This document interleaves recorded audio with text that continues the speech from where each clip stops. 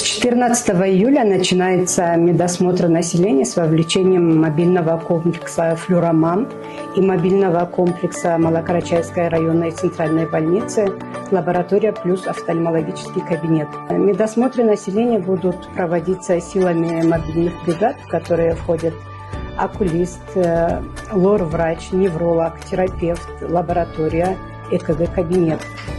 Для больных доступны анализы в виде общего анализа крови, биохимии, коагулограммы, флюорография, маммография в 2 проекциях и консультации врачей и узких специалистов, включая терапевта.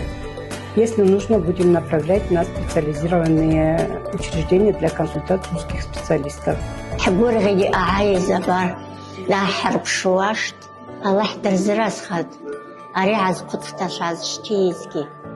Я житель района, специалисты, я знаю, очень хорошие.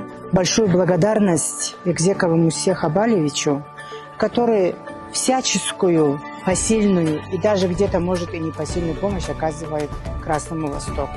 Дай Аллах ему здоровья крепкого и долгих лет жизни и успеха на своем поприще.